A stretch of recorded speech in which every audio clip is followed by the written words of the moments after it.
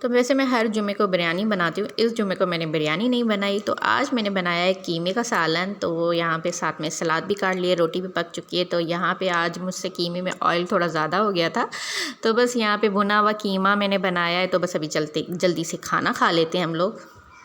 अस्सलाम वालेकुम, welcome back my YouTube channel. मेरी प्यारी प्यारी यूट्यूब फैमिली कैसे होगी? आई होप आप सब ठीक ठाक होंगे, जहाँ भी होंगे खैर खैर से होंगे। अल्हम्दुलिल्लाह जी, मैं भी बिल्कुल ठीक ठाक, बच्चे भी बिल्कुल ठीक ठाक।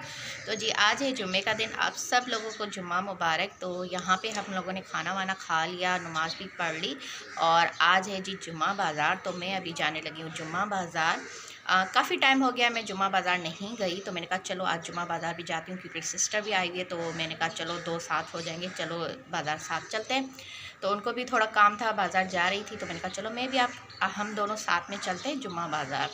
और वहाँ पे यहाँ पे जो फ्रूट सब्ज़ी है और वहाँ पे जो रेट होते कम भी होते हैं, तो मैंने कहा चलो आज देखते हैं कितना कम होता है या नहीं होता, वहाँ पे चलेंगे तभी पता चलेगा।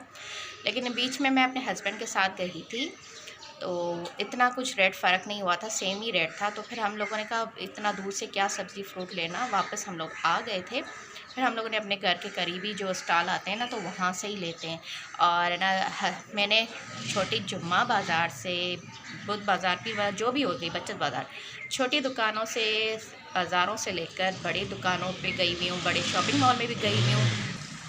तो बड़े शॉपिंग मॉल में भी जाके शॉपिंग कर चुकी हूँ। तो हालात अप एंड डाउन होते रहते हैं। तो बड़े मॉल से लेकर मैं छोटे मॉल में, छोटी बाज़ारों में भी आई हूँ, छोटी बाज़ारों से मैं बड़े में गई हूँ। लेकिन हस्बैंड को यहाँ पे बाज़ारों में समझ नहीं आती, वो बाज़ारों में बिल्कुल भी नहीं जाते। और मैं जब भी गई हूँ, एक दो मरतबा गई हूँ उनके साथ, तो हस्बैंड को है ना बाज़ारों का समझ में नहीं आता, वो नहीं चलते। अगर जाना भी होता है ना, तो बस वो फ्रूट लेते हैं, सब्ज़ी लेते हैं, उसके बाद वापस आ जाते हैं। मैं उनको बोलती हूँ कि अंदर की साइड बाज़ार में चलते हैं, लेकिन वो नहीं गए। मैं एक मरतबा, शायद दो मरतबा गई होगी, लेकिन उनको भी 2 साल हो गए हैं हस्बैंड के साथ इन बाज़ारों में जाते हुए। वरना वो हस्बैंड जाते हैं ना, वो बड़े बड़े शॉपिंग मॉल में जाते हैं, बड़े बड़े शॉपिंग मॉल में जाते हैं और फ़िक्स प्राइस वाले पे जाते हैं, और बस वहाँ से ले लिया जो भी लेना है, फ़िक्स प्राइस वाले में ले लिया, ना सर खपाना और ना क्या। तो वो वहाँ पे ही जाते हैं। उनको बोला, वो बोलते हैं फ़ायदा क्या, ऐसी दुकानों पे जाओ, 1 घंटा बार्गेनिंग करो, उसके बाद जाके आप सामान लो। इसलिए फिर वो जाते हैं फ़िक्स वाली प्राइस में जो शॉप होती है, और जो शॉपिंग मॉल होते हैं तो वहाँ पे ही जाते हैं, वहाँ से ही लेते हैं। तो मैंने कहा चलो आज हम इसी बहाने जुम्मा बाज़ार भी घुमाएंगे, क्योंकि काफ़ी टाइम हो गया है मैं नहीं गई थी इन बाज़ारों में। क्योंकि मैं जब मेरा ऑपरेशन हुआ था, ये 5th C-सेक्शन ऑपरेशन हुआ था, फिफ्थ जो मेरा ये ऑपरेशन हुआ था ना, उसके बाद 6-7 माह मैं घर में रही हूँ और घर से बिल्कुल भी बाहर नहीं निकली। उसके बाद जब मैं घर से बाहर निकलती थी ना, तो मुझे बहुत डर लगता था। ऐसा लगता था घर के है ना, घर की जो बाहर घर बने हुए हैं, दीवारें बनी हुई हैं, वो सारे मेरे ऊपर आके गिरेंगी। तो मुझे बहुत डर लगता था। तो साथ में गली में ही दूध की दुकान है, तो वहाँ पे दूध भी लेना हो, ब्रेड भी लेना हो, तो मैं ना जब जाती थी ना, अपने सब बच्चों को लेकर जाती थी, कि बच्चे मेरे साथ चलते थे, फिर हम लोग लेकर आते थे। तो ये आहिस्ता आहिस्ता मेरा डर ख़त्म हो गया है। तो अब मैं फिर से बाहर निकलने लगी हूँ।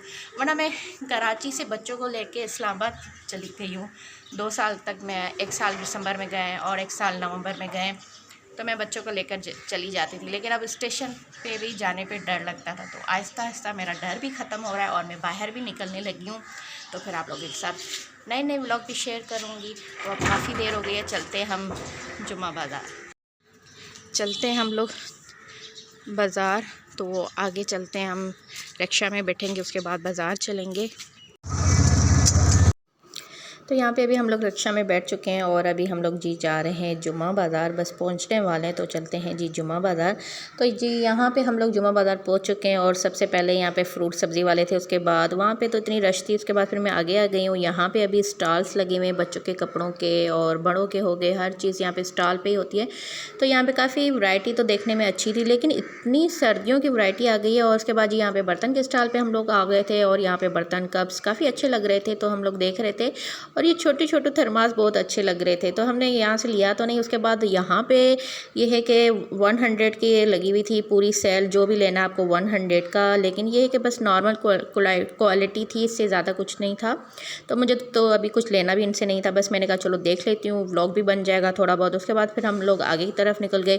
यहाँ पे हर तरफ सर्दियों के इतने मोटे मोटे ट्राउज़र्स। उसके बाद फिर ये शॉप, ये स्टॉल आ गया, इसमें यहाँ पे पायदान हो गए, प्लास्टिक हो गए, दस्तरखान हो गए, टेबल कवर हो गए, यहाँ पे हर चीज़ थी इनके पास, हर प्लास्टिक, हर कवर, जो भी चटाइयाँ हो गई, जाए नमाज हो गई, सब कुछ इनके पास पड़ा हुआ था। तो बस यहाँ पे भी हमने थोड़ा बहुत देखा और उसके बाद फिर हम दूसरे स्टॉल पे आ गए। इनके पास अलग अलग प्राइस थी, 250, 300, 350, इनके पास है ना मुख्तलिफ़ वैरायटी थी, प्लास्टिक के भी हो गए, स्टील के भी हो गए, सब कुछ था। और अगला फिर हम लोग अगले स्टॉल पे गए, यहाँ पे है कैचर, ग्लव्स वगैरह, इनके पास भी काफ़ी अच्छी वैरायटी थी। फिर ये छोटे छोटे बच्चों के खिलौने आ गए। हम लोगों को पता है हर बाज़ार में बच्चों के खिलौने तो लाजमी होते हैं। तो बस यहाँ पे सॉक्सेस और ब्लीच, सरफ, झाड़ू, हर चीज़ यहाँ पे मिल जाती है आसानी से। तो यहाँ पे सिस्टर को भी चादर और मेरी चादर हम लोगों की सेम ही है। पीछे से कोई देखता है तो वो समझता है मैं जा रही हूँ, लेकिन हम दोनों की सेम ही है। उसके बाद फिर ये सारे स्टील के और वो है ना सारे बर्तन। और उसके बाद यहाँ पे इस स्टॉल पे मैं आई हुई थी, ये सिंधी रली हो गई। तो यहाँ पे ये है कि अभी ये रलियाँ, चादरें ये यहाँ पे मिल जाती। और सदर में हाला हैंडीक्राफ्ट, जो ठट्टा में शॉप है, ये सिंधी की चीज़ें यहाँ पे गुलशन हदीद में मिलती नहीं है, काफ़ी मुश्किल से मिलती है। ये मुझे ना पहले भी इसी बाज़ार से ही मिली थी।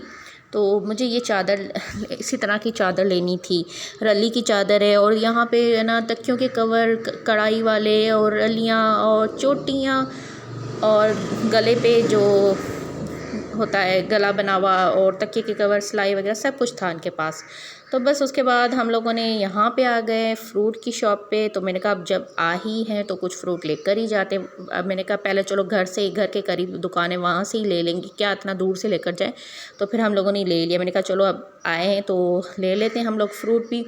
तो बस यहाँ से थोड़ा बहुत हम लोगों ने फ्रूट ले लिया। उसके बाद फिर हम लोग घर आ गए यहाँ पे। तो घर पे आके मैंने ये बच्चों के लिए अनार ले लिए। तो मैंने कहा चलो शॉपर से निकाल के अभी बास्केट में रख लेती हूँ। तो शॉपर में पड़े हुए थे ना, तो मैंने कहा चलो अभी ये बास्केट है तो उसमें अनार, तो यहाँ पे मैंने 1 किलो अनार ले लिए थे। तो यहाँ पे अभी मैं बास्केट में इनको डालने लगी थी, और साथ में बनाना भी लेकर आ गई। तो बच्चों को बनाना भी अच्छा लगता है, शेक वगैरह भी बना लो। तो मैंने कहा चलो अभी ये 2 मिल गए, बाकी फ्रूट घर के करीब से लेकर आऊँगी। तो ये रही वो रली चादर जो कि मुझे बहुत ही अच्छी लगी थी। तो मैंने कहा चलो ये ले ही लेती हूँ, क्योंकि फिर है ना आना बाज़ार में मेरा बहुत ही मुश्किल होता है निकलना, क्योंकि एरा छोटी होती है ना, उसके साथ निकलना बहुत ही मुश्किल होता है। अभी भी मैं बाज़ार गई थी ना, उसको सुला के गई और बस घर पहुँची हूँ और वो उठी हुई थी, उसकी नींद पूरी भी हो गई थी इतनी जल्दी। तो ये देखने में काफ़ी अच्छी लग रही थी, मुझे तो बहुत ही पसंद आ गई। तो मैंने तो ले ली। मैंने कहा अभी ये 1 ले लेती हूँ, क्योंकि मुझे रलियाँ ये चाहिए, रलियाँ मुझे बनानी है। हम लोग गाँव में ना ये छोटे छोटे कपड़ों की सिलाई करके खुद बना गाँव से बनाते हैं, गांव में औरतें बनाती हैं। तो फिर वहाँ पे अभी गांव जाना नहीं हो रहा था मेरा। तो मैंने कहा चलो ये अभी रेडीमेड ले लेती हूँ। तो इसके अंदर एक कपड़ा लगेगा और पीछे की तरफ एक कपड़ा लगेगा। फिर उसको है ना छोटे छोटे दागों के साथ बिल्कुल सिलाई करके बनाई जाती है रली। तो मैंने कहा ये डिज़ाइन भी अच्छी है, तो मैं चादर के तौर पर भी इस्तेमाल कर सकती हूँ, वरना रली बना दूँगी। तो इसी तरह मैंने कहा चलो थोड़े बहुत साइड पे करूँ, क्योंकि पहली वाली जो रलियाँ हैं ना वो काफ़ी पुरानी हो गई हैं इस्तेमाल होके। तो मैंने कहा चलो आहिस्ता आहिस्ता कुछ प्रिंटेड भी ले लूँगी और कुछ सिलाई भी करवा दूँगी। तो उसके बाद अभी घर के बाहर आ गया था बंदर वाला। तो बच्चों को इतना शौक़ चढ़ा था हमें भी बंदर देखना है। तो फिर हम लोग आ गए थे बाहर, और अभी ये ना बंदर दिखाने लगा था करतब। लेकिन इस पहले है ना ये आज बिल्कुल डल सा था, वरना पहले दिखाता था तो एकदम से बंदर एक्टिव होता था, हर चीज़ एकदम से करा था। आज इस बंदर के नखरे देखो कुछ दिखाने के लिए भी तैयार नहीं है।